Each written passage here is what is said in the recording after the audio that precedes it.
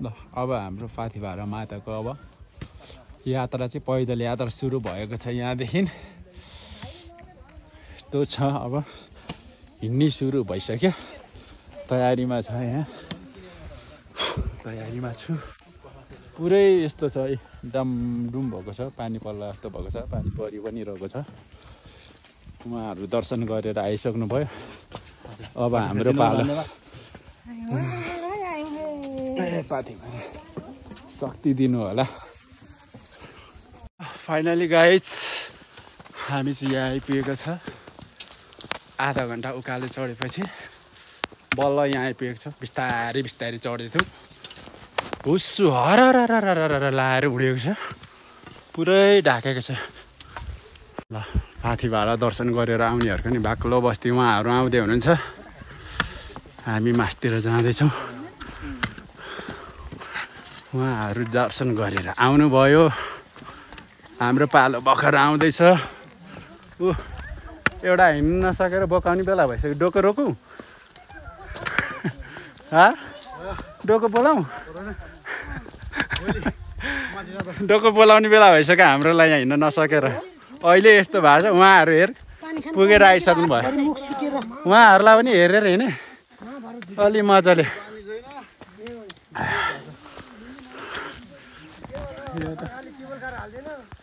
हाल्नु पनि हुँदैन। हेत तेरिका अलिअलि त धर्म कष्ट गरेर पनि गर्नुपर्छ।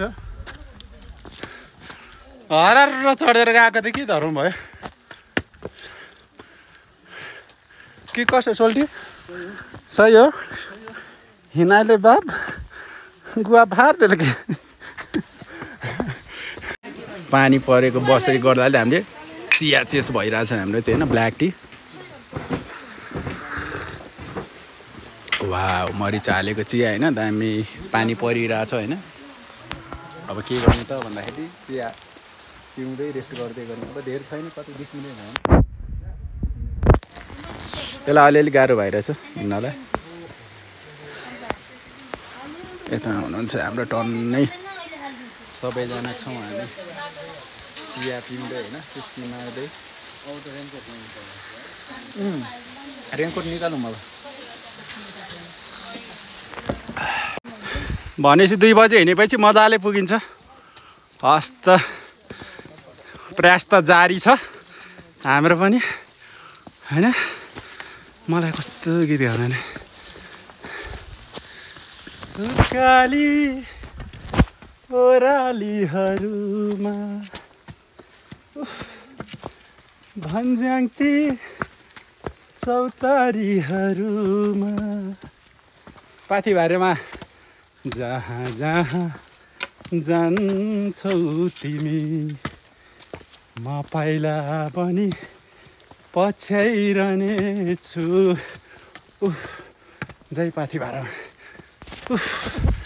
पढा यार। हट, मान्छे बोकेर आउँदै हुनुहुन्छ बाबु र हल्लाई।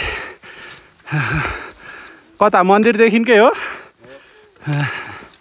ल ठिक छ, हिँड्न सक्ने त हिँड्न सकिन्छ, नहिँड्न सक्नेलाई नि व्यवस्था रहेछ यहाँनिर चाहिँ।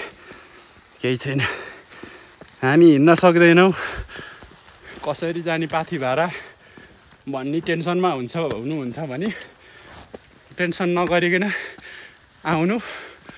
यहाँनिर चाहिँ यस्तो बोक्नेको व्यवस्था पनि रहेछ। मजाले आउँदा हुन्छ सबैजना होइन। ल ल ल बिस्तारै जानुहोस्।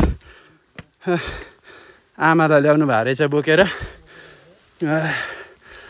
यस्तो पनि व्यवस्था छ है। ओहो हेत्तेरिका, यो धर्म कर्म भन्ने चाहिँ हेर साथीहरू, बेलैमा गएर हो होइन। ठिक छ, अगाडिका हाम्रा बुवा आमा हजुरआमाहरूले सक्नु भएन, गर्नु भएन। अबको हाम्रो पिँढीहरूले चाहिँ बेलैमा गर्नुपर्छ। यसरी बसी भए पनि होइन, उमेरमै आएर गरेको हरेक चिज राम्रो हुने रहेछ। भोलिको दिनमा हिँड्न सकिन्छ सकिँदैन, के हुन्छ हुँदैन केही थाहा छैन। त्यसैले धर्म कर्म चाहिँ बेलैमा गर्नुपर्ने रहेछ मलाई चाहिँ लाग्यो। कि कसो? होइन हिँड्दै आफैले हिँडेर आफ्नै हातबाट आफ्नै खुट्टाले टेकेर सबै चिज गरेको राम्रो जस्तो लाग्यो मलाई। पछि 40 कटेसी जाने 50 कटेसी जाने भनेपछि त नसा रोग लाएर खुम्चिँदै ठिक हुन्छ। कहाँबाट आउनु है, झुट बोल्छस्। 35 वर्ष नि नपुगेको मान्छेलाई जेपिटी पाथी भाडामा आएर धेर झुट नबोले। 35 पनि अब यो जेठमा पुग्छु म। कति छ अझै हामी बस्ने ठाउँ माथि?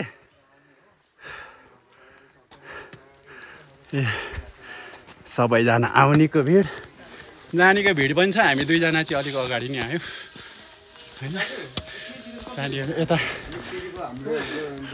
जानेहरू नै हुन्, उहाँ बोक्ने हुँदो रहेछ।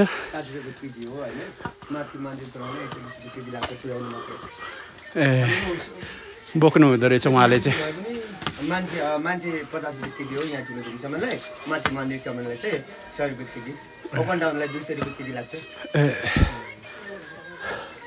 पर केजी 200 पर्न गयो होइन त। समितिले बनाएको नियम तलबाट मात्रै हो कि माथिबाट नि सेम रेट हो? माथिबाट नि उस्तै लाग्छ, सेम रेटै हो। सेम रेटै है।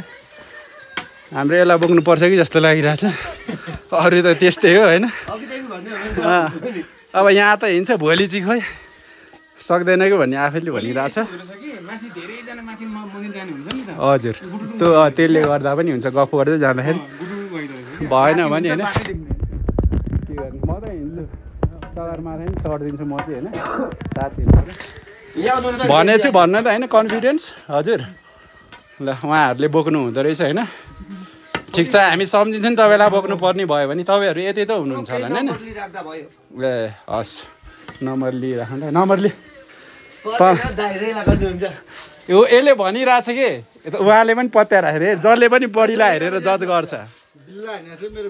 बिल्ला होइन, यसले भनिरहेछ बोकाउनु पर्छ भनिरहेछ कि। बिल्ला होइन, साँच्चै हो। अनि यहाँ सुन्नु न, यसलाई बोक्नु पऱ्यो भने त 500 केजी पर्छ होला नि। अनि यस्तो बुढाबुढी मान्छेलाई पो हुन्छ त डिस्काउन्ट होइन? डिस्काउन्ट गरेर बुढाबुढी मान्छेलाई पो डिस्काउन्ट हुन्छ। अनि यस्तो यो बुढा लक्का जवानहरूलाई पनि उठाउनु ल। उहाँको कतिले गर्नु ल, उहाँले जोख्नु पनि भयो त। ल ट्राई गर्दै हुनुहुन्छ त। कति केजी हुनुहुन्छ? 75? 80 का हाराहारीमा ठिकै हो उहाँहरूले भन्नुभएको नि। भनेपछि यसलाई 75 भन्ने चिज कति लाग्ने रहेछ? खर्लमै 1 लटको 2 लटको गर्दाखेरि त 15,000 आउजाउ भनेपछि। ए प्लेन भन्दा महँगो परिसक्यो त। 3 घन्टाको बाद प्लेन भन्दा नि महँगो पर्ने रहेछ। आफ्नै हेली लिएर आइसक्यो।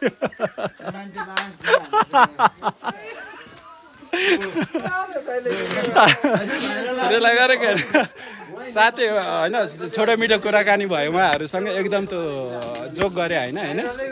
त्यस्तै अब बोकिहाल्दाखेरि पर्ने रेटहरू उहाँहरूले भन्नु पाए भयो। त्यसमा एकदम सिरियस छ होइन, नो जोकिङ त्यसमा। तर उहाँहरूले केजीको 200ले अप एन्ड डाउन होइन, मान्छे सामान सबै गरेर किलोको 200ले चाहिँ अप एन्ड डाउन गरिदिनु हुन्छ। यदि तपाईँहरू पाती भएर जाने टेन्सनमा हिँड्न सकिँदैन भन्नु हुनुहुन्छ भने, पैसा छ भने आउनु, पैसा गोजीमा लिएर आउनु। तपाईँलाई 1 पाइला पनि नटेकी मन्दिर ढोकाइदिनु हुँदो रहेछ, दर्शन गराइदिनु हुने रहेछ। त्यति चाहिँ फाइदा रहेछ होइन। ल अरू त त्यस्तै हो। सक्नुहुन्छ भने बेलैमा आउनुहोस्, हिँडेर टक्क सबै चिजको दर्शन गर्दै के हो प्रकृतिहरू हेर्दै प्रकृतिमा रमाउँदै नेचुरल नेचर चाहिँ के हो भनेर यहाँ आएर पनि बुझ्न सकिन्छ।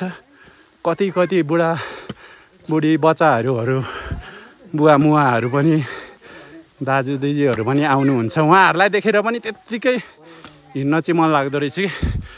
त्यसैले पनि कन्फिडेन्ट लेभल चाहिँ हाई हुँदो रहेछ यहाँ आइसकेपछि।